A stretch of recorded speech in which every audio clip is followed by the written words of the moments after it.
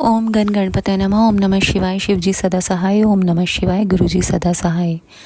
दक्ष यज्ञ का समाचार पा सती का शिव से वहां चलने के लिए अनुरोध।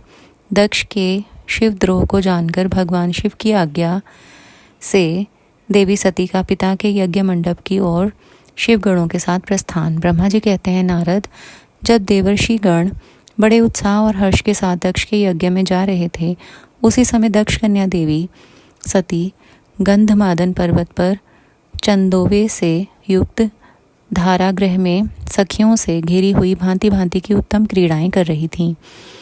प्रसन्नतापूर्वक क्रीड़ा में लगी हुई देवी सती ने उस समय रोहिणी के साथ दक्ष यज्ञ में जाते हुए चंद्रमा को देखा।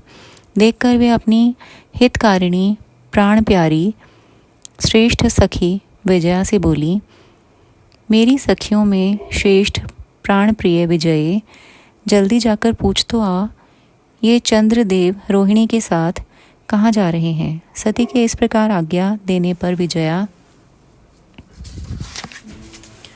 तुरंत उनके पास गई और उसने यथोचित शिष्टाचार के साथ पूछा, चंद्रदेव आप कहाँ जा रहे हैं। विजया का यह प्रश्न सुनकर चंद्रदेव ने अपनी यात्रा का उद्देश्य आदरपूर्वक बताया।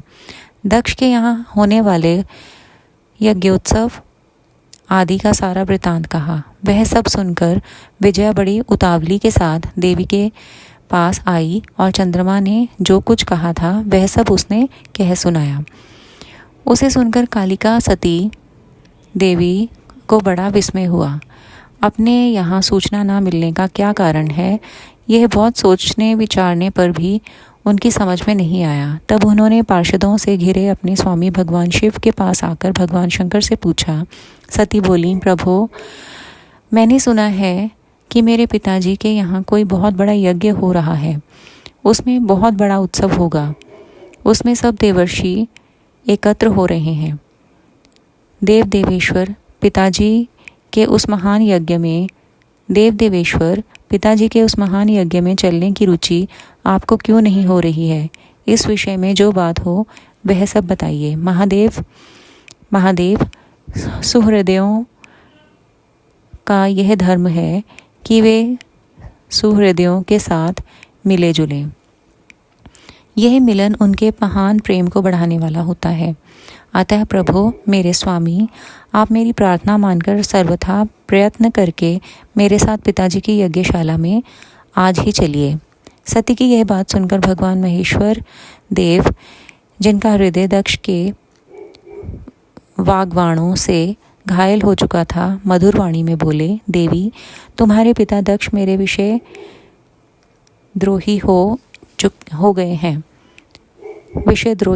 हैं। जो प्रमुख देवता और ऋषि अभिमानी, मूढ़ और ज्ञान शून्य हैं, वे ही सब तुम्हारे पिता के यज्ञ में गए हैं। जो लोग बिना बुलाए दूसरे के घर जाते हैं, वे वहाँ अनादर पाते हैं, जो मृत्यु से भी बढ़कर कष्टदायक है। अतः प्रिय, तुमको और मुझको तो विशेष रूप से दक्ष के यज्ञ में नहीं जाना चाहिए, क्योंकि वहाँ हमें बुलाया नहीं गया है। यह मैंने सच्ची बात कही है। महात्मा महेश्वर के ऐसा कहने पर सती रोषपूर्वक बोली, शंभो, आप सबके ईश्वर हैं।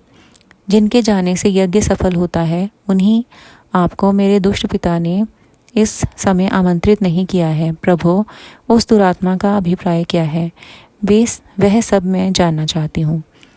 साथ ही वहाँ आए हुए संपूर्ण दुरात्मा देवर्षियों के मनोभाव का भी मैं पता लगाना चाहती हूँ।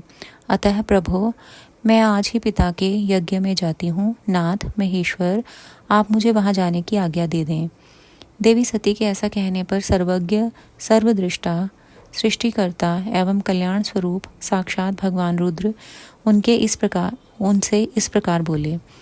शिव ने कहा, उत्तम व्रत का पालन करने वाली देवी, यदि इस प्रकार तुम्हारी रुचि वहाँ अवश्य जाने के लिए हो गई है, तो मेरी आज्ञा से तुम शीघ्र अपने पिता के यज्ञ में जाओ।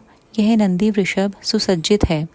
तुम एक महारानी के अनुरूप राजोपचार साथ ले सादर इस पर सवार हो बहुसंख्यक प्रथम गणों के साथ यात्रा करो। प्रिय, इस विभूषित वृषभ पर आरूढ़ हो। रुद्र के इस प्रकार आदेश देने पर सुंदर आभूषणों से अलंकृत सती देवी सब साधनों से युक्त हो पिता के घर की ओर चली। परमात्मा शिव ने उन्हें सुंदर वस्त्र, आभूषण तथा परम उज्ज्वल छत्र, चामर आदि महाराजोचित उपचार दिए। भगवान शिव की आज्ञा से 60,000 रुद्रगण बड़ी प्रसन्नता और महान उत्सव के साथ कौतूहल पूर्वक सती के साथ गए। उस समय वहां यज्ञ के लिए यात्रा करते समय सब और महान उत्सव होने लगा। महादेव जी के गणों ने शिव प्रिया सती के लिए बड़ा भारी उत्सव रचाया। वे सभी गण कौतूहल पूर्वक कार्य करने तथा सती और शिव के यश को गाने लगे। शिव के प्रिय और महान वीर प्रथम गण प्रसन्नता पूर्वक उछलते कूदते चल रहे थे। जगदम्बा के यात्रा काल में सब प्रकार से बड़ी भारी शोभा हो रही थी। उस समय जो सुखद जय जयकार आदि का शब्द प्रकट हुआ, उससे तीनों लोग गूंज उठे। शुक्राना गुरुजी महाराज, भूल चूक माफ।